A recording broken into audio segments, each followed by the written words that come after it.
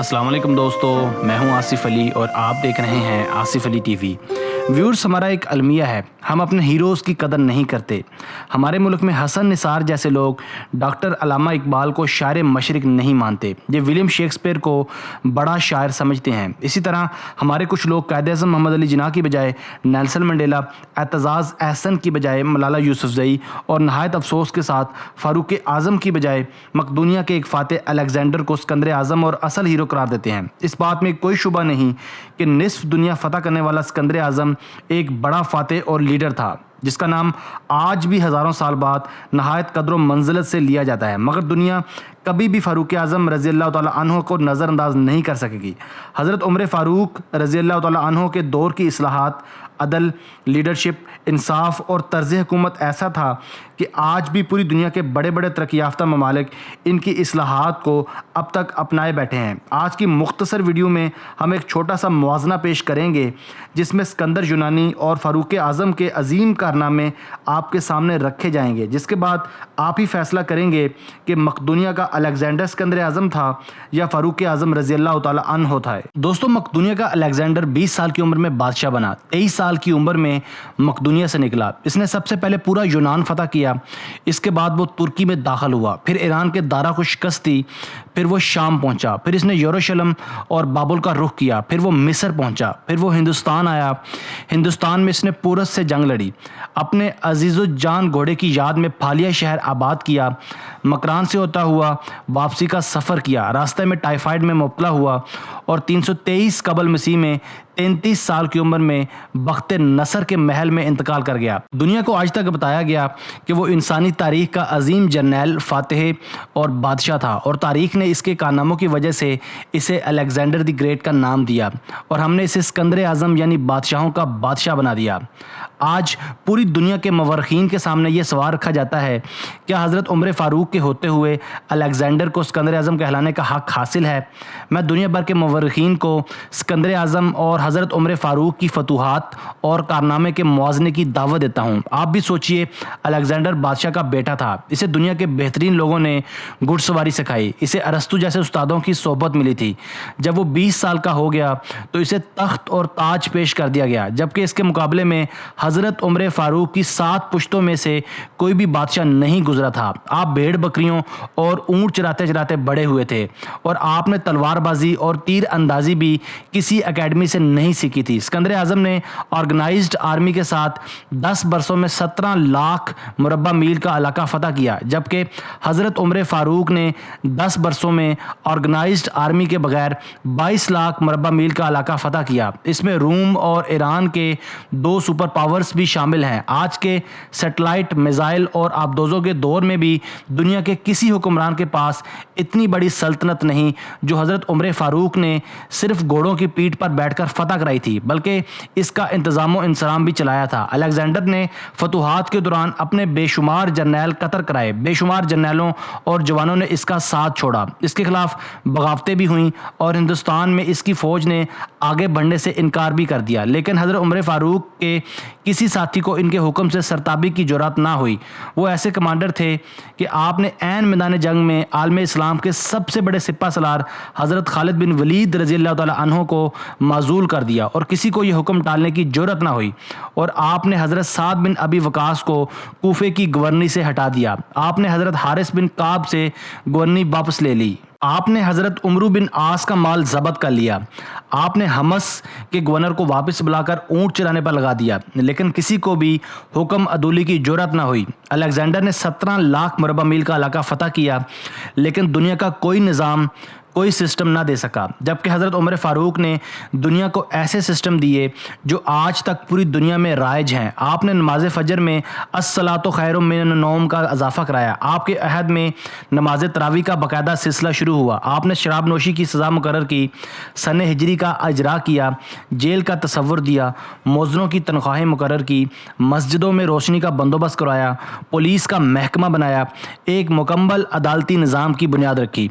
آبپاشی کا نظام قائم کروایا، فوجی چھاؤنیاں بنوائیں اور فوج کا باقاعدہ محکمہ قائم کیا۔ آپ نے دنیا میں پہلی بار دودھ پیتے بچوں، معذوروں، بیواؤں اور بے آسراؤں کے وظائف مقرر کیے۔ آپ نے دنیا میں پہلی بار حکمرانوں، سرکاری عہدیداروں اور والیوں کے اثاثے ڈکلیئر کرنے کا تصور دیا۔ آپ نے بے انصافی کرنے والے ججوں کی سزا دینے کا بھی سلسلہ شروع کیا۔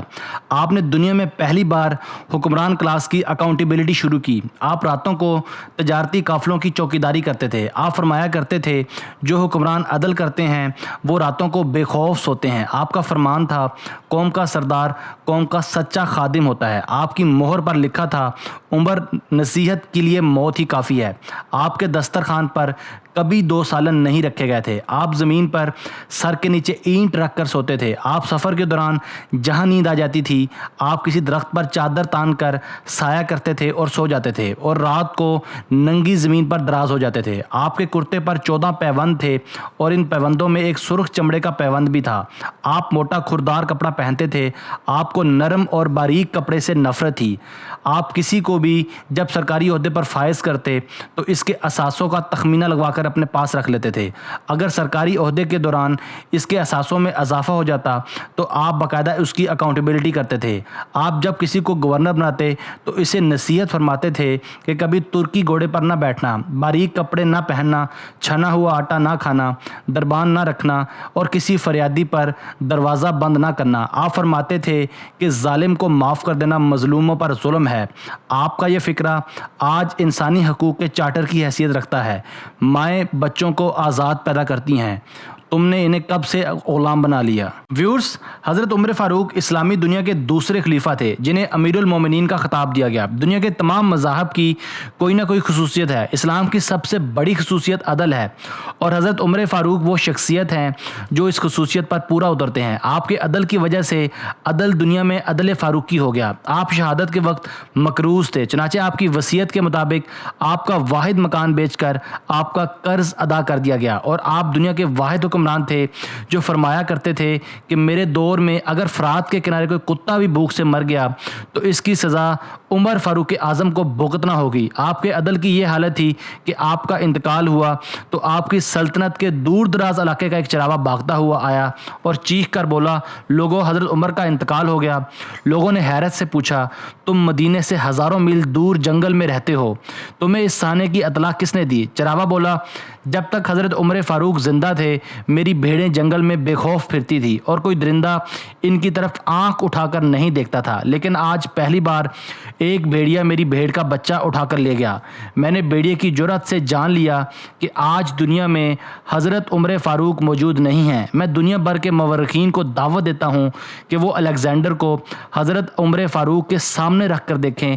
انہیں الیگزینڈر حضرت عمر فاروق کے حضور پہاڑ کے سامنے کنکر دکھائی دے گا۔ ویورز، الیگزینڈر کی بلائی ہوئی سلطنت اس کی وفات کے 5 سال بعد ختم ہو گئی تھی، جبکہ حضرت عمر فاروق نے اپنے دور میں جس خطے میں اسلام کا جھنڈا بجوایا وہاں آج بھی اللہ اکبر کی صدائیں آتی ہیں۔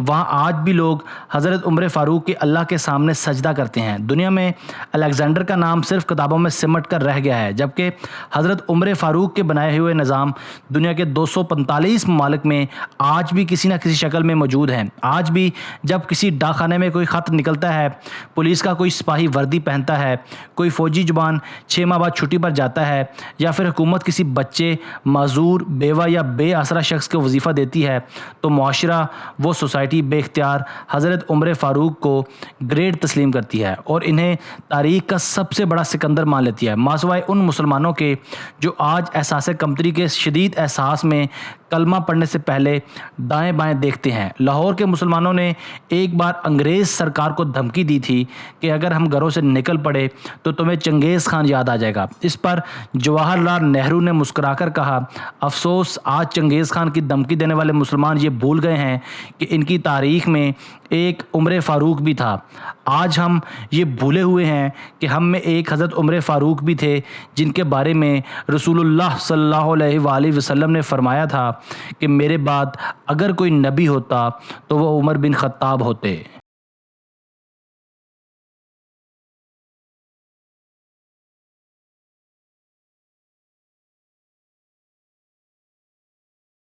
دوستو، میں ہوں آصف علی اور آپ دیکھ رہے تھے آصف علی ٹی وی۔